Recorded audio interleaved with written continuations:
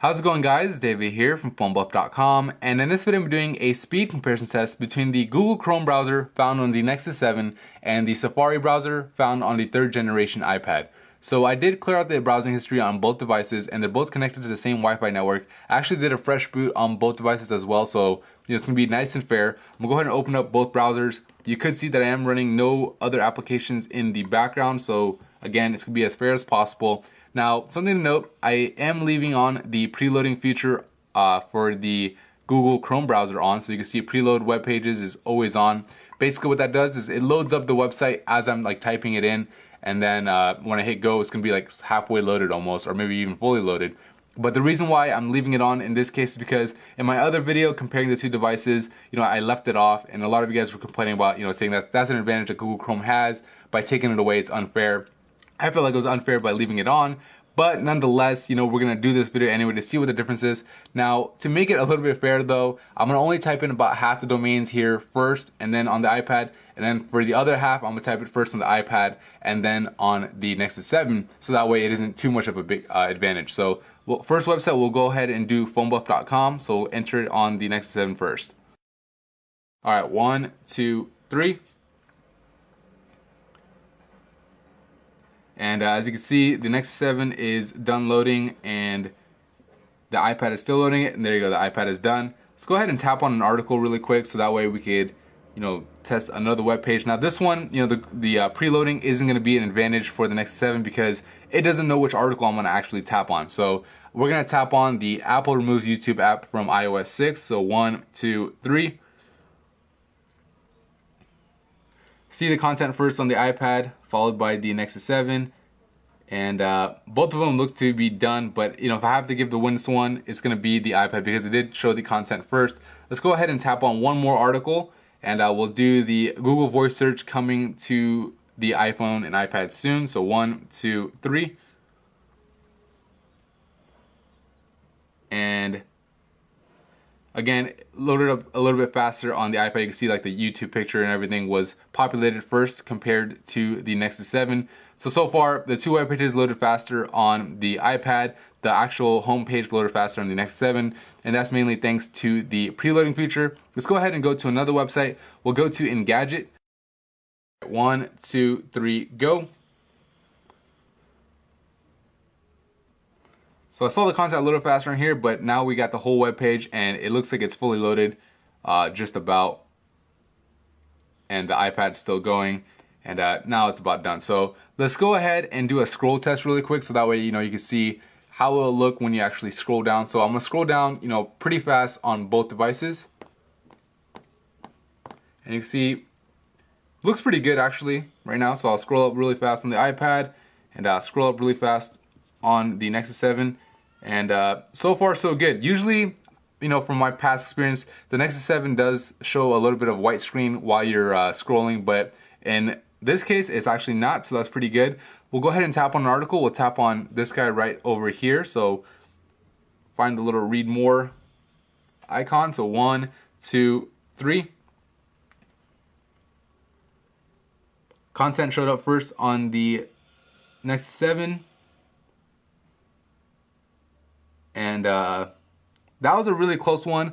I saw the content first on here. Some of the advertisements and stuff populated first on here. So you guys can be the judge of that one. I'm not even going to call it because I didn't really get a good look at it. I'll have to rewatch it on video. So let's go ahead and go to another website. So now, since I've done two websites preloading on here, let's go ahead and type it first on the iPad and then followed by the Nexus 7. So we'll do New York Times.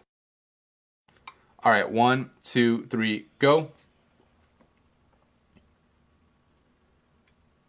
Again, most of the content populated first on the Nexus 7, so we have to give the win to the Nexus 7 there. Let's go ahead and tap on an article again. So we'll do this one right over here. 1, 2, 3. And content's populating first on here. It's done. Now this guy's done. So pretty much the theme, even right there, because, just counting 1, 2, 3, it was enough of an advantage for the preloading to actually make a difference and load up the web page faster. So pretty, it's a pretty big advantage to have that preloading, and it's a nice feature, honestly. I do like it. We'll go ahead and type in another website. So we'll do we'll do L8 times, but this time I'll try to hit go right away. So we'll go ahead and type it in on the iPad first. Alright, so I hit go right away. Got the content first here. Followed over here. And it's still loading, as you guys can see, on both. Got the advertisements populated. And that one looked like it finished just about the same time. For the most part, I saw the Nexus 7 having a head start. I know at the last second this caught up. So again, I'm not too sure, but I think the win went to the Nexus 7 there. We'll go ahead and tap on an article. We'll tap on this HBO Netflix one. So 1, 2, 3.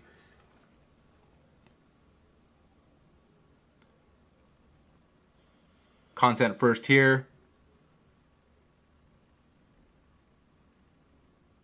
And this one's done. And this one's finishing up, and there you go, it's done. So for the most part, it seems like with the preloading feature enabled, loading up websites is faster on here, even if I hit them at the same time. So it's pretty impressive. When I had the preloading feature off, it was actually, the opposite. The iPad with the Safari browser was winning just about every time. But now let's go ahead and do some benchmarks, because those are real world tests to see how the benchmarks look. We'll go to browser mark on both devices. Alright, so I'll go ahead and run the benchmark on both devices at the same time, and then I'll just kind of skip through the whole process so you guys can see the scores at the end.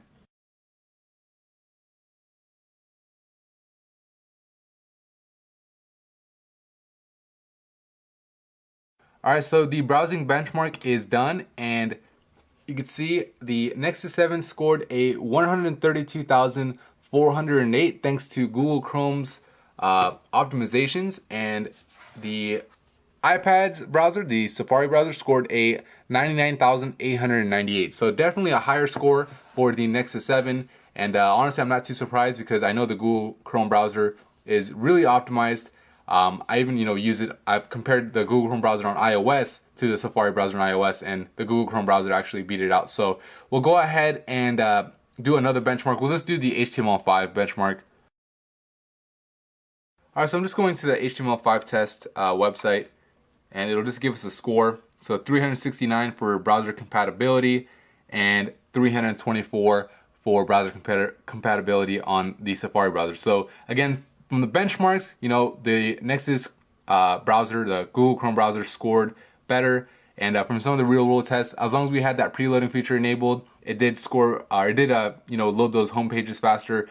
The actual articles and web pages loaded faster on the Safari browser. But as far as the browsers go, I have to say the better browser is the Google Chrome browser, because I've not only tested it, between these two, but also on iOS itself between Safari and Google Chrome. And again, I said Google Chrome actually outperformed it. But hardware wise, you can tell the rendering's a little bit faster on the new iPad. So you have to give the new iPad the edge there. It seems a little bit more powerful, even though this guy has a quad-core CPU. But anyway, that's pretty much it for me in this video. Hopefully, this answers the questions you guys had. As far as what difference does preloading make if you turn it off and on. But anyway, if you found this video helpful, please hit the like button and subscribe to the channel. Thank you.